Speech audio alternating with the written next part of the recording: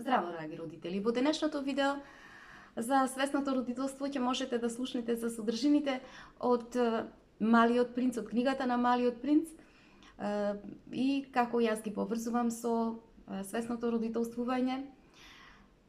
И денешното видео, значи темата на ова видео го нареков смислата на 43 зајдисонца, така да сега ќе продолжам со читање на 6-та глава. О, мал принцу, ете так, малку по малку го разбрав твојот малечок меланхоличен живот. Ти долго време немаше за забава ништо освен убавината на сончевиот залез. Тој нов детал го дознав четвртиот ден, изутрина, кога ми рече: многу го сакам зајдисонцето, ајде да видиме едно зајдисонце. Но треба да чекаме. Што да чекаме? Па, да чекаме сонцето да зајде. Тој тогаш многу се изненади и потоа се смееше на самиот себе си и ми рече: а јас секогаш мислам како да сум си кај мене. Но сите знаат дека кога е пладне во Америка, сонцето во Франција зајдува.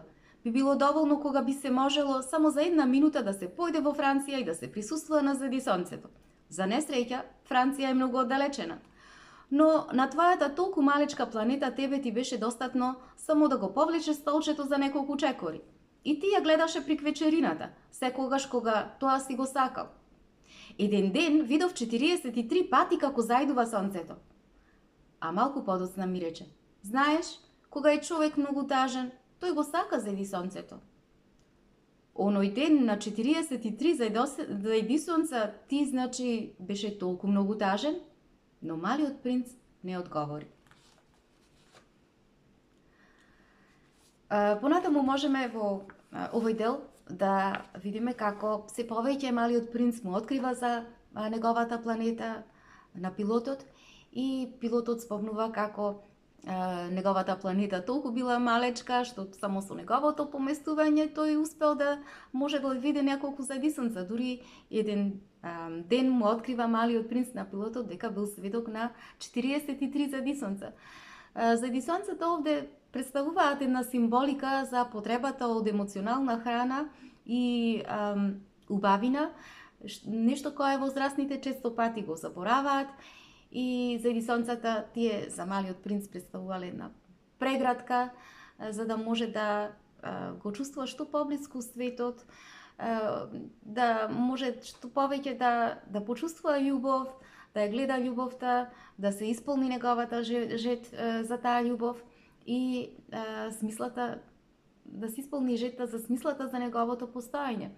Значи, зајдисонцата ни зборуваат за способноста ние да му возможиме на децата моменти кои што ќе представуваат една магија за нив, исполнета со сигурност, исполнета со автентичност, исполнета со радост, исполнета со виденост. И децата, затоа што тие не бараат да бидат третирани постојано со подароци, некои големи спектакли и така натаму, децата бараат ритуали на љубов и на внимание и на присутност. И затоа како што малиот принц за него утеха биле тие зајдисонца, така и децата одново и одново си ја бараат утехата си во прегратките на своите родители. Постојано бараат родители во вечерните часови истите приказни да му ги читаат, затоа што тие на некој начин за нив представуваат љубов, представуваат значење за нив, се битни, тие си лечат својата душа.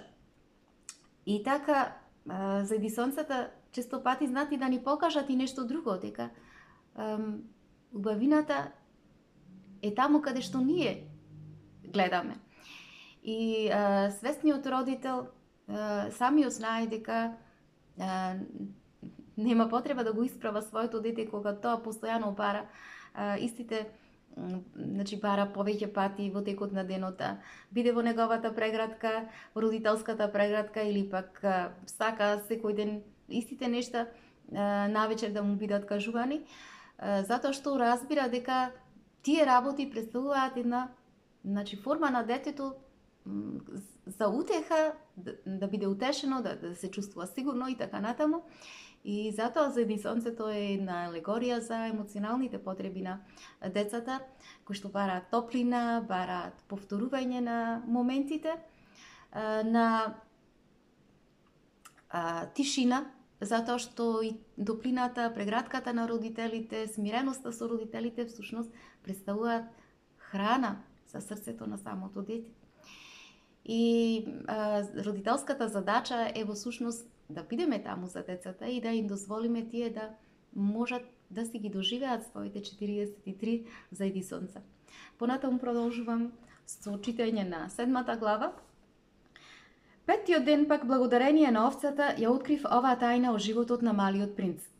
Одеднаш, без размислување, ме праша како да ми поставува проблем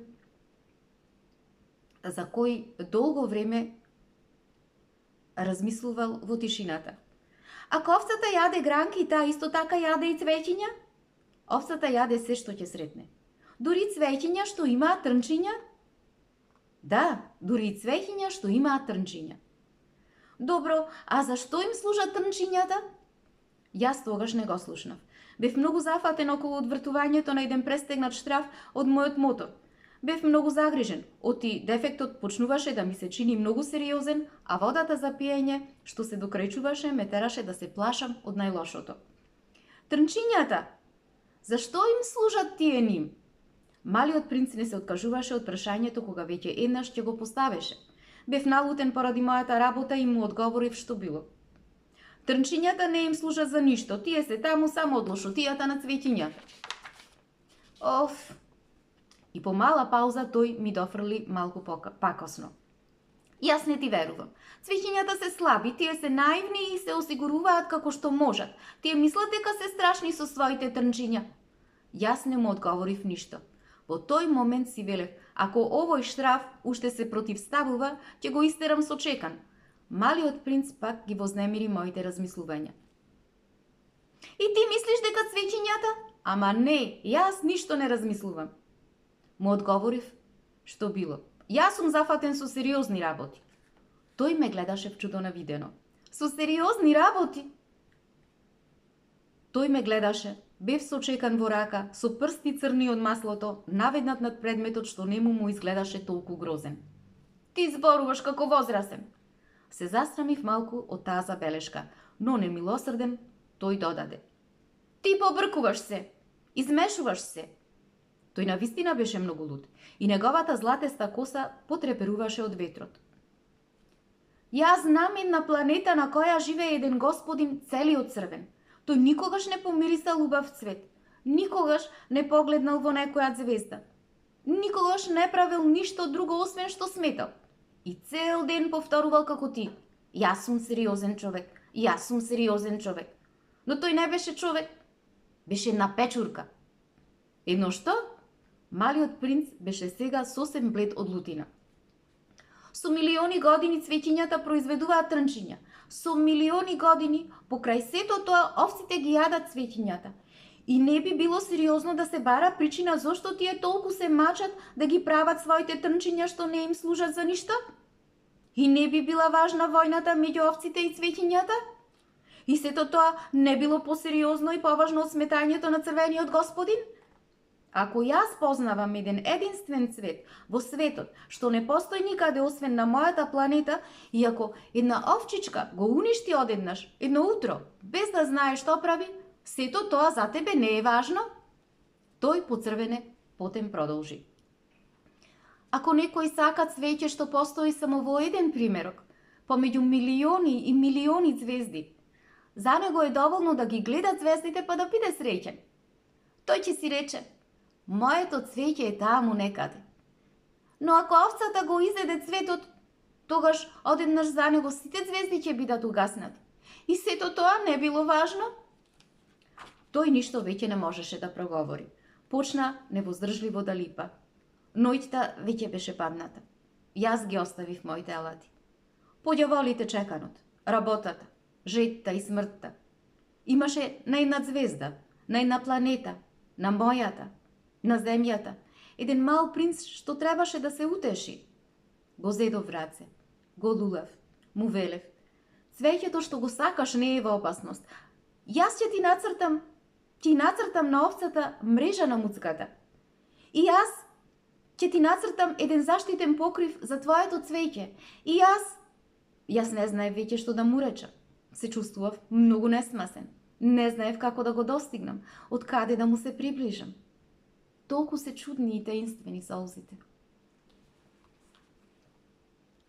Во овој дел можеме да забележиме како малиот принц го прашува пилотот точно зашто служат трнчињата на цвеќињата.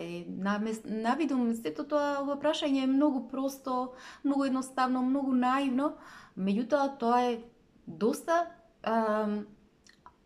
суштинско прашање, кое што содржи едно длабоко разбирање, значи потреба од едно длабоко разбирање.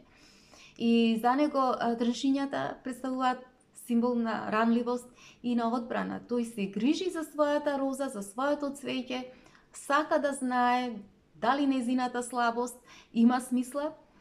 И меѓутоа пилотот заради поправањето на авионот во пустината и тој е загрижен за сериозните проблеми како вода, како обстанок, како преживување и реагира со нетрпение и наместо да го слушне и да го разбере прашањето на малиот принц, тој го третира како да е небитно. И овој момент токму го открива клучниот контраст помеѓу родителите како возрастни личности и децата, значи на кого родителите многу му се битни статистиките, бројките, во овој случај моторот, поправката, многу помалку, значи тие воопшто не сакаат да ги разбираат прашањата на децата, кои што често се многу длабоки испод тие едноставни прашања и кои што представуваат прашања за суштината на животот, за љубовта, за копнежот, за заштита, за сигурност и така натаму. И затоа што за самиот принц, трнчињата на неговото цвеќе, тој не ги гледа од ботанички аспект, туку едно прашање за љубовта, во смисла на тоа дали мојата роза навистина е заштитена. И кога пилотот го игнорира прашањето на малиот принц, како се чувствува? Се чувствува повредено, се чувствува осамено и што символизира тоа? Символизира болката која што децата ја чувствуваат кога тие така од страна на возрастните не се разбрани, не се земени нивните прашања како сериозни, како важни. И кога е така, значи детето, за сите тие детски прашања се крие една потреба, една емоција за да се чувствува сигурно, да биде видено, да му се обрне внимание. Значи оваа сцена токму од малиот принц е потсетник за тоа колкава е моќта од слушањето на детето. Значи детето може би ќе постави некое прашање кое што често пати нам на возрастните им изгледа како наивно и како небитно, меѓутоа за детето тоа представува целиот негов свет и токму поради тоа детето се чувствува како небитно во очите на возрастниот. И свесното родителство што не учи, ги учи родителите да го тргнат настрана авионот за миг и да се стават во служба во сервис, во улога на своето дете. И зошто? Затоа што често пати родителите се премногу зафатени со работата, со врските, со домот и грижите, а детето најбитно, многу битно е родителите да го знаат ова, дека децата не поседуваат чувство за приоритет. А кога е така, она што детето ќе го прашаат во самиот момент, мислат дека тоа за нив представува најважното нешто на светот. И ако не им се даде тогаш одговор на прашањето, децата навистина се смета дека не се видени. Затоа родителите треба навистина да обрнат внимание на овие работи. Како може да му се помогне? Свесниот пристап овде кажува 3 моменти кои што се битни за да може навистина да се слушне детето. Тоа е прво, родителот кога поставува, кога е со детето и кога тоа му поставува прашање, да направи едно пауза со присуство родителот. Значи, кога детето поставува прашање, како е тоа пауза со со присуство, подразбира родителот едноставно да направи еден визуелен контакт со детето и значи и топлина да му пружи преку прегратка, нешто кое што навистина знае да биде многу повеќе значајно за самото дете отколку да му го дадеме вистинскиот, еве да кажеме, исправниот одговор во тој момент на она што го прашува. И вториот момент е да родителот да ја слушне емоцијата на своето дете, затоа што често пати бара разбирање на нешто што го радува, од нешто што го плаши, нешто што го збунува и така натаму. И третиот момент е кога родителот, значи, може да му каже да се врати подоцна на прашањето, односно во тој момент може да се случи навистина родителот да не е во состојба да може веднаш да му одговори на прашањето, но доволно е да му каже те слушнав, те расправ, ќе ти одговорам на прашањето по 5 минути или после вечерота. Значи, доволно е детето да знае дека не е игнорирано од страна на родителот.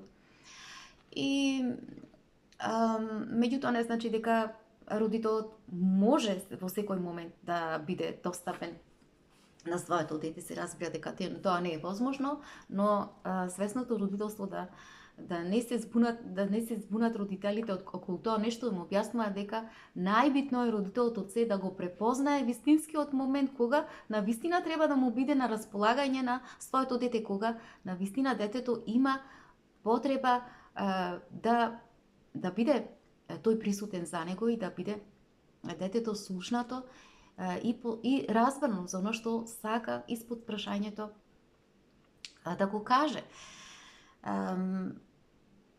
И тука, значи, тоа се моментите кога родителот сваќа дека настрана треба да ги остави се што во тој момент, например, го прави, дали се поправки, дали се пресметки, дали се било што, и да влезе едноставно во детскиот свет и да може да, од таа детска перспектива, да може да го разбере детето, да ги разбере неговите прашања кои често пати се поврзани со прашања за љубов, за сигурност, за безбедност, за некој негов копнеш и така натаму. Понатам, исто така во овој дел, битно е да се спомне таа една реченица која што пилотот ја кажува кога малиот принц плаче, ја изговара реченицата толку се чудни и таинствени солзите. Зошто? Затоа што солзите се универзален јазик за како може да се допре до оние места каде што зборовите или преку артикулирање на зборовите не може тоа да се постигне, затоа што преку солзите едноставно, со солзите се допира оному каде што не може да се изговори стравот, не може да се изговори копнешот, не може да се изговори љубовта или не може да се изговори носталгијата. Значи не може да се интерпретира. И токму затоа се тие наречени солзите дека се чудни, затоа што секогаш по рационален пат, значи не може да се видат, да се објаснат, туку едноставно да се остава, да се течат и да се види нивната вистинска, да се почувствува причината за нивното течење. И детето зашто плачи? Затоа што најчесто се чувствува загрижено за она кое што него му е битно. Значи, она што е битно за неговиот свет и сака да биде разбар на возрастните, често пати сето тоа му изгледа како незначајно. За децата или пак за малиот принц кога плаче, што значи тоа? Тоа значи дека тој плаче заради неговата роза, затоа што таа негова роза, тоа негово цвеќе представува символ за поврзување, символ за љубов, символ за сигурност, значи за одговорност. Тој сака да биде одговорен, се плаши за својата роза, дали е доволно заштитена.